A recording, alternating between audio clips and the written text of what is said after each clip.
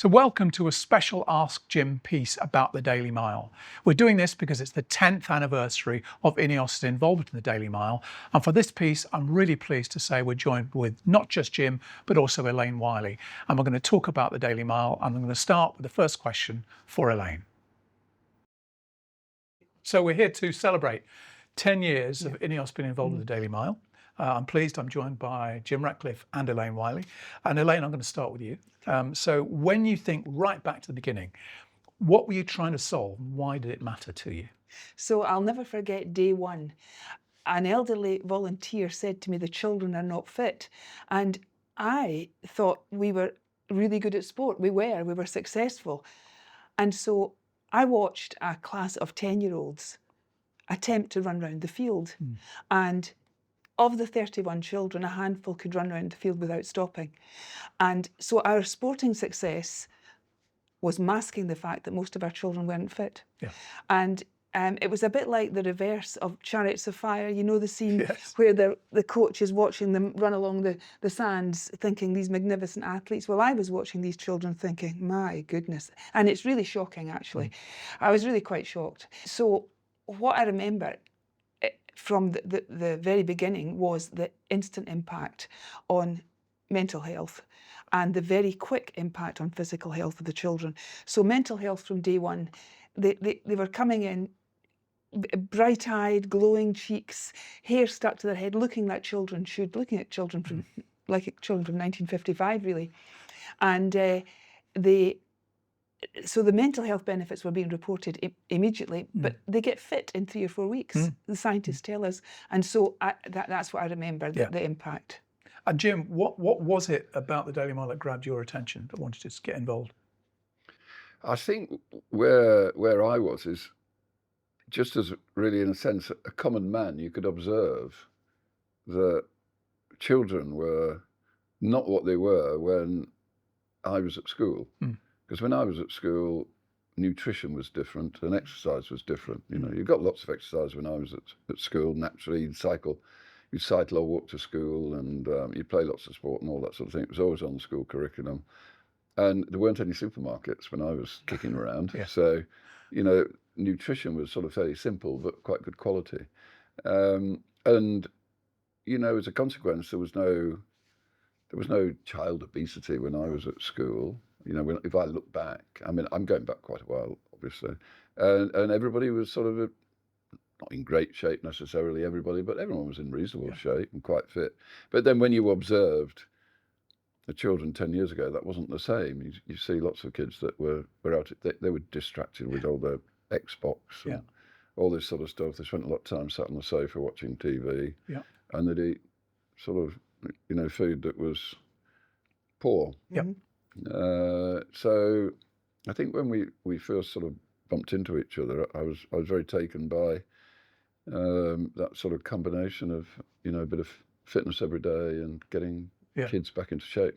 And I think something I've always sort of been of the view that the most impressionable years for human beings, it's all animals really, if you think about it, is that, you know, your early years, you're very impressionable. It's like languages and everything else. You pick it up very quickly, and I think we thought that if you could get kids into the habit of sort of regular exercise when they were very young, you know, at sort of junior school age, sort of up to the age of 11, then hopefully it might continue through life because they see the benefit. It just become habitual, you know. And Elaine, when you first met Jim, what were your expectations? Well, there was an email. There was an email, and to be honest, I thought, wow, this is the chance that the Daily Mile is really needing. There were probably about 100 schools at the time doing the Daily Mile, but they were like fires in the wilderness. There was no coherence, you know, and there was no campaign or anything like that. So I did think, right, you know, this is the chance for the Daily Mile.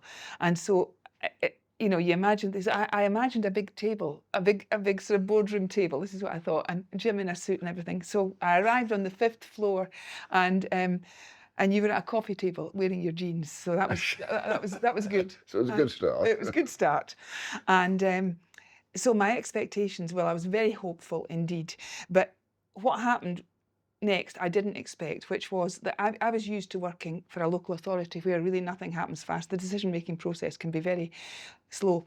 But literally within 15 minutes of, may I say, very intense listening, Jim said, right, I'm going to set up the Daily Mail Foundation. And I was absolutely amazed. And that was that. And what triggered it for you? What were your aspirations for it, Jim, when you heard what Elaine was doing? Well, I knew that, you know, that it seemed, it was a very simple concept, which was very sort of attainable by schools. There was nothing, there was no complexity attached to it. Yeah. You know, the kids don't have to get changed. You can do it any time during the day. You just have to pop out with a teacher. And it was something that, you know, you could see potentially could grow quite quickly if it caught on, which is, in truth is what happened effectively, wasn't it? Yeah. Tell us, Elaine, what has actually happened from your 100 schools 10 years ago? Well, the growth has been absolutely incredible.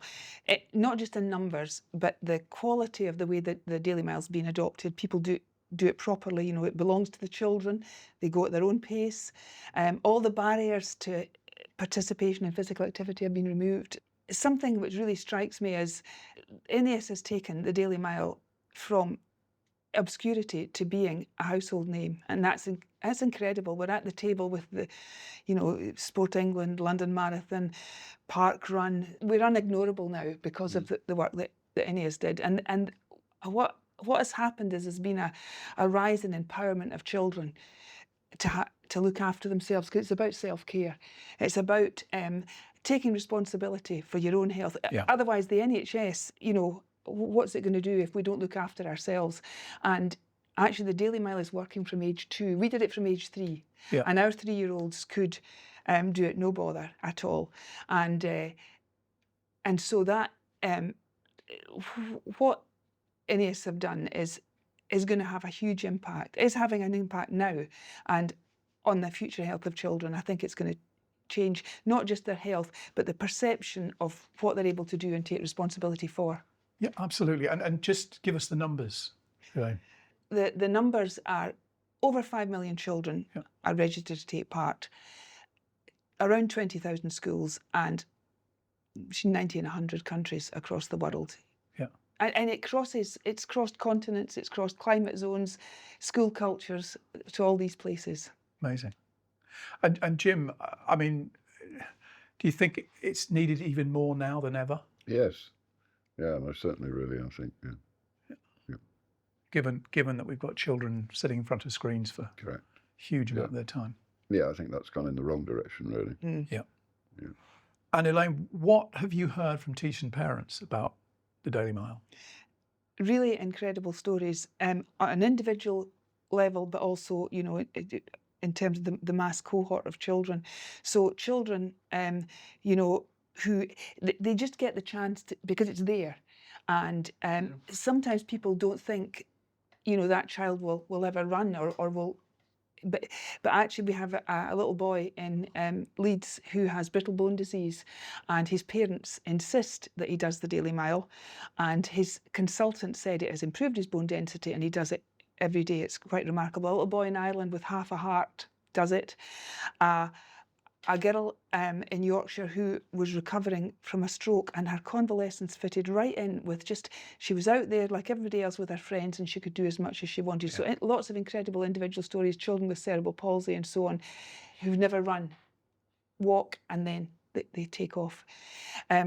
But also in terms of, you know, class focus, class behaviour, teachers love it. You know, children, 2 hours in the afternoon for a 5-year-old in a class in 4 walls, they were never designed for that. No. You know, and so to get them out, 15 minutes, their own pace, scientifically apparently that's the thing that works, not extreme exercise, not a bleep test, but actually just going out and doing your own thing as a child. And teachers having the opportunity to do that, revive the class, revive themselves. It's good for teacher health, teacher retention, you know, teacher happiness, but the focus and behaviour really is positively impacted by the Daily Mail. A last question for each of you, Jim, for you. looking back, could you have envisaged where we got to? Has it exceeded expectations or? Yes, I mean, unquestionably, it has exceeded expectations, and we're delighted. I suppose what's most remarkable is how it's propagated around the world. Yeah. And I think this is just a stage along the way, really. I'm sure it will just continue to catch on and grow, because the problem is, it pervades everywhere, really. Yeah. The modern life. I think it's, as Elaine says, modern life isn't what we were designed for. We weren't designed to be sedentary, particularly when we were, between the ages of 5 and 11. Yeah. And your body's developing and your muscle control and all that sort of thing. And if you just sat on a sofa, you don't really develop physically in the proper way. But it is a combination. I mean, for me, it's essentially my life. I have to do something every day. Yeah. Otherwise, I'd go mad. And so I'd have mental health problems, I think, given what I have to deal with every day. And it certainly works for me. But I think that combination, personally, of a bit of exercise every day and sensible nutrition, you feel so much better, and you're much more effective. And as I said right at the beginning, really, I don't think kids are any different to me in that sense, but you're very impressionable at that age, 5 to 11. And hopefully many of these 5 million kids will go on and sort of recognise the benefit of that as they go through life, which I think would be something good that we have done. Yep, absolutely. And Elaine, last question for you then. What are your aspirations for Daily Mile going forward? My aspirations for the Daily Mile going forward are that it remains the Daily Mile, that I think it's called, we keep the flame and we keep it simple, and it continues to belong to the children.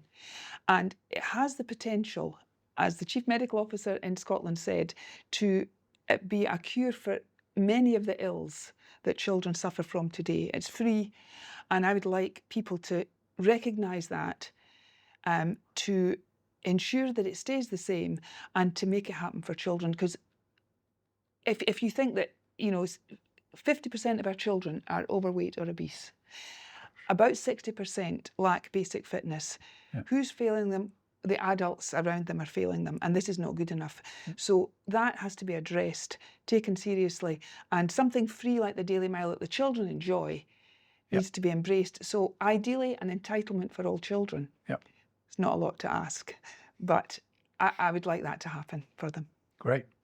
Elaine, Jim, thank you very much. Thank you. Thank you.